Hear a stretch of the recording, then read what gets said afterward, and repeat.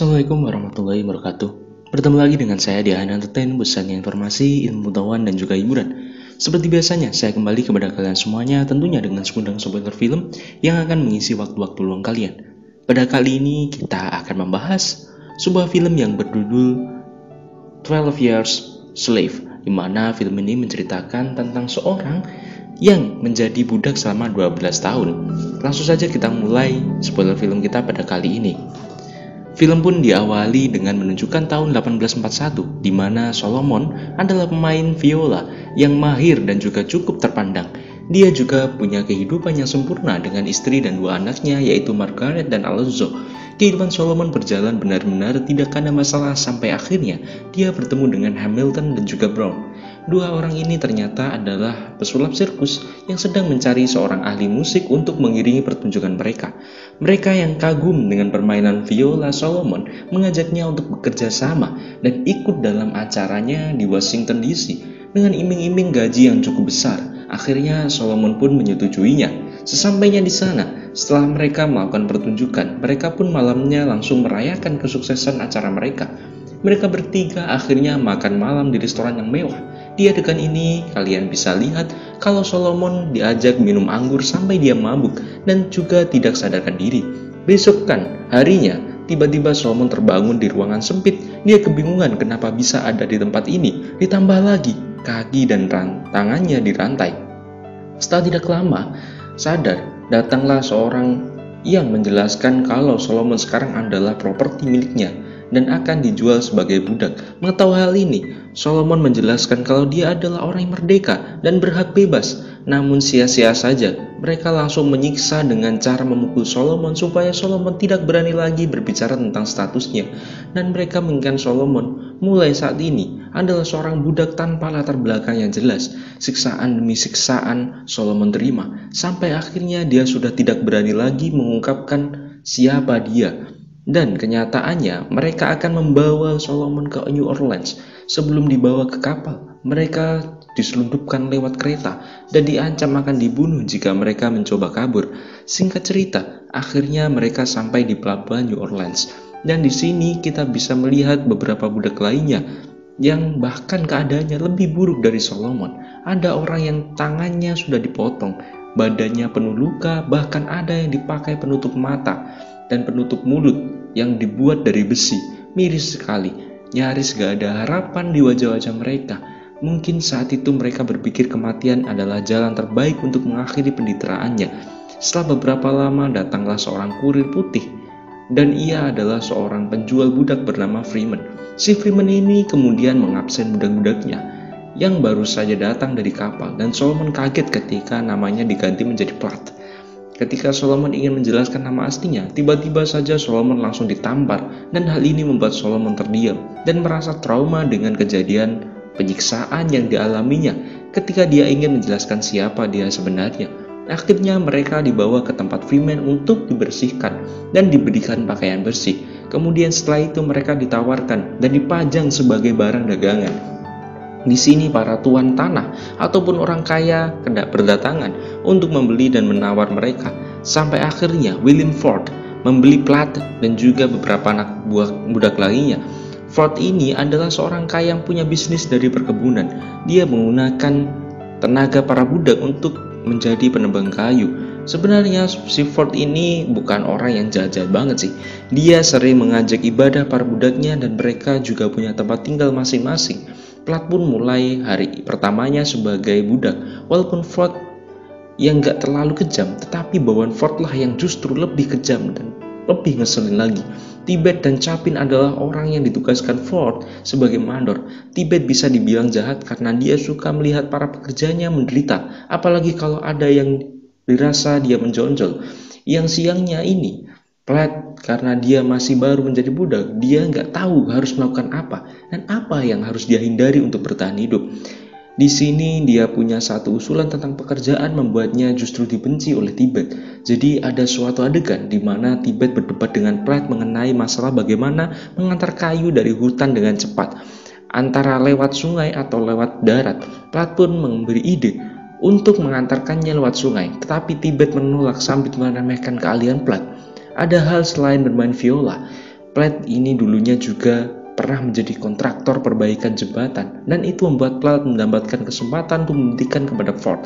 Singkat cerita, Platt pun berhasil menyusun kayu menjadi rakit sehingga mereka bisa sampai ke tempat tujuan dengan lebih cepat, bahkan bisa sedikit mengurangi beban para pekerja lainnya. Karena pencapaian ini, Ford pun memberikan viola kepada Platt sebagai sebuah imbalan. Di sini Tibet makin iri karena si Platt yang terus dapat perhatian dari Ford. Hubungan mereka semakin memanas ketika mereka saling adu argumen tentang pemasangan papan kayu. Tibet yang tidak terima langsung membentak dan menendang Platt dan menyuruhnya untuk melakukan sesuai perintah Tibet. Sore pun tiba dan Tibet datang lagi untuk mengecek hasilnya, dan tentu saja meski si Platt sudah mengerjakan apa yang dia suruh, Tibet pun tetap mencari alasan untuk menghukum Platt. Secara tidak diduga, yang membuat kulur dalam perkelahian ini adalah Tibet. Tapi perkelahian ini pun berakhir ketika Chapin datang melerai mereka. Tibet yang kalah pun makin marah dan kemudian kabur untuk meminta bantuan teman-temannya. Setelah beberapa lama, Tibet pun datang bersama dua temannya. Platt pun langsung diserang dan diikat lalu digantung di atas pohon. Untungnya Chapin datang dengan mengancam Tibet sebelum Platt kehilangan nyawanya. Tapi nasib Platt juga tidak begitu baik karena dia malah tetap ditinggal di pohon dengan keadaan leher masih terikat dan juga tergantung. Dan yang mirisnya, padahal banyak sekali budak yang lainnya yang melihat Platt digantung, tapi mereka pura-pura tidak tahu. Gak mungkin ya, karena mereka takut atau mungkin karena mereka takut menolongi, akhirnya ikut-ikutan dihukum. Akhirnya malam pun tiba dan Platt diselamatkan oleh Ford dan langsung dibawa ke rumahnya. Menurut Ford, di sini sudah tidak aman lagi karena cepat atau lambat maka Tibet akan membunuhnya. Maka dari itu Platt akan dikirim ke majikan lainnya sebagai cara untuk menyelamatkan Peck, dan juga sekaligus Platt dikirim sebagai bayaran dari hutang Ford. Edwin Epps terkenal sebagai salah satu pemilik budak yang kejam. Dia menggunakan tenaga para budak kulit hitam untuk meniti kapas. Kalau menurut kalian Tibet tadi adalah kejam, maka Epps ini bisa dibilang 10 kali lebih jahat dan selalu melakukan para budaknya tidak manusiawi. Makanya dari titik ini kehidupan Solomon alias Platt bakal jauh lebih menderita. Dan semenjak jadi pemilik kapas di sini, ternyata ada aturannya tersendiri. Setiap budak harus memetik kapas lebih dari 20 pon kapas setiap harinya. Jika kurang dari itu, maka hukumannya adalah dicambuk. Sayangnya di hari pertama Platt bekerja, dia cuma bisa menghasilkan petikan seberat 183 pons. Tapi ternyata dia tidak sendirian. Ada dua orang lagi, satu orang karena kapasnya kurang dari 200 pon seperti Platt, dan satu lagi karena hasil kapasnya menurun dari hari sebelumnya. Ada satu budak lagi yang bernama Patsy. Patsy ini adalah budak kesayangan Epps. Dia adalah wanita yang rajin dan bekerja keras. Di saat semua orang cuma memetik kapas seberat 200 pon, dia justru sanggup memetik kapas 500 pon lebih setiap harinya. Dan alhasilnya, setelah itu Platt dan dua orang budak lainnya disiksa dengan cambukan di punggungnya, sementara yang lainnya bisa beristirahat dan bersantai.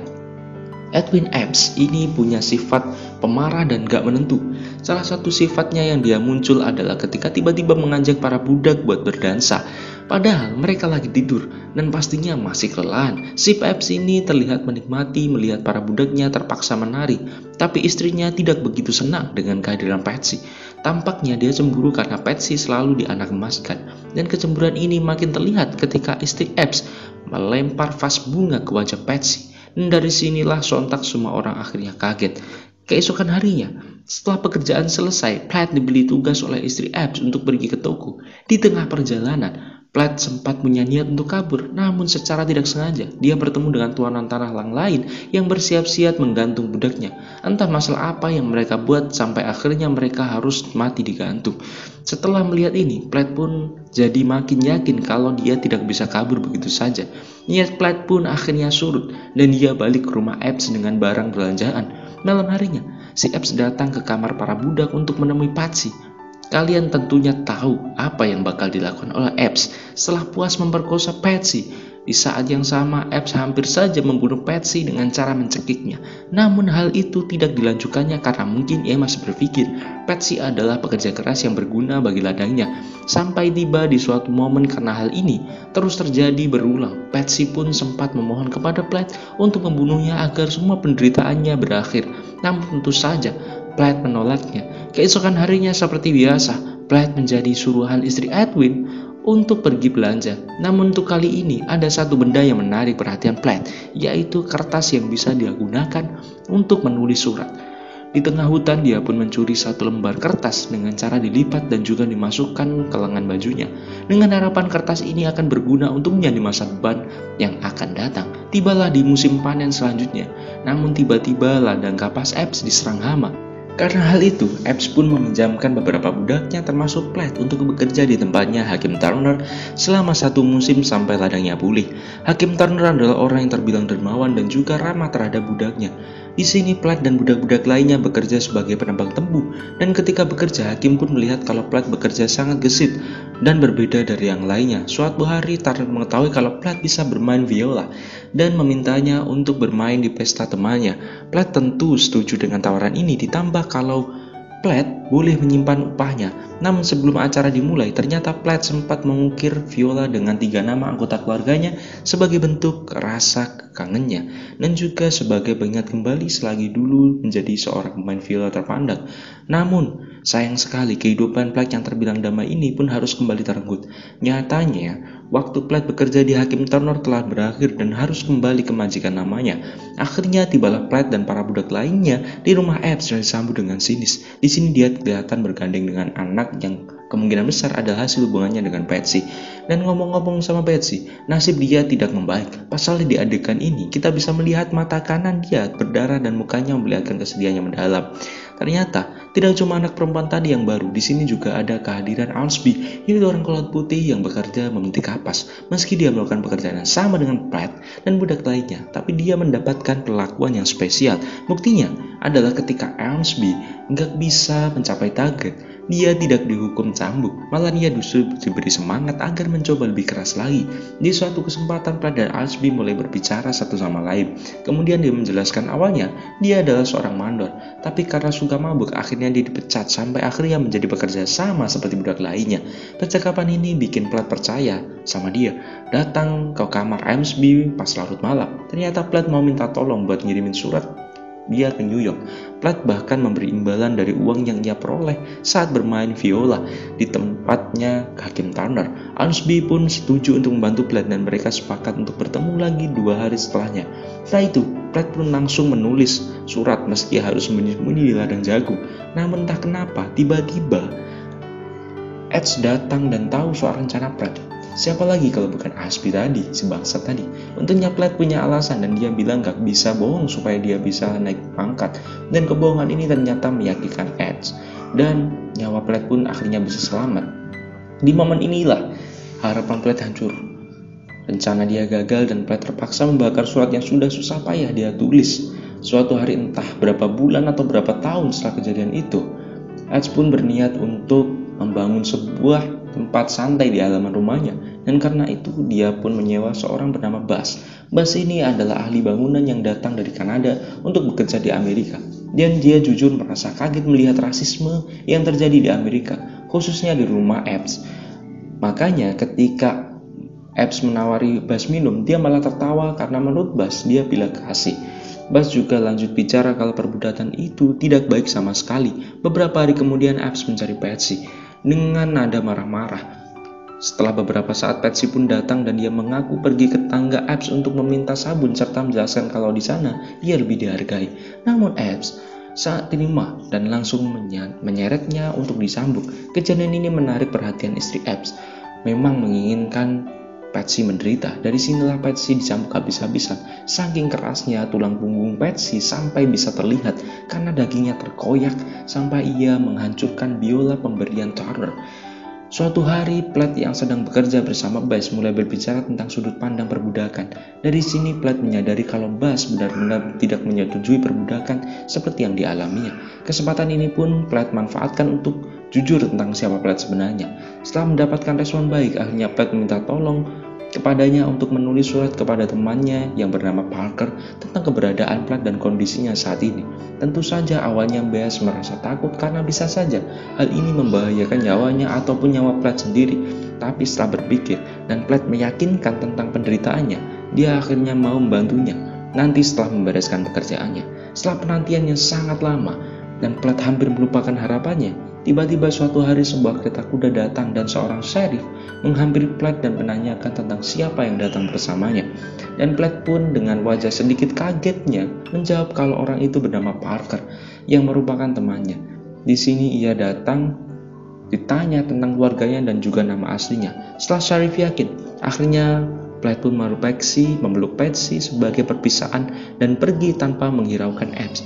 Di adegan terakhir kalian bisa melihat momen yang sangat emosional.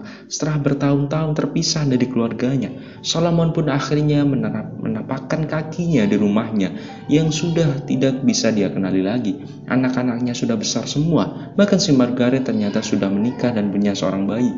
Solomon pun tidak kuat menahan rasa tangisnya sambil meminta maaf kepada Anna dan juga kedua anaknya karena dia telah menghilang. Setelah itu mereka pun berpelukan hingga akhirnya film pun berakhir bahagia. Film ini didasarkan pada sebuah kisah nyata yang dialami salah seorang manusia berkulit hitam pada abad ke-18 awal, di mana pada saat itu gencar-gencarnya perbudakan. Ini cukup sekian dari saya, semoga bermanfaat dan assalamualaikum warahmatullahi wabarakatuh.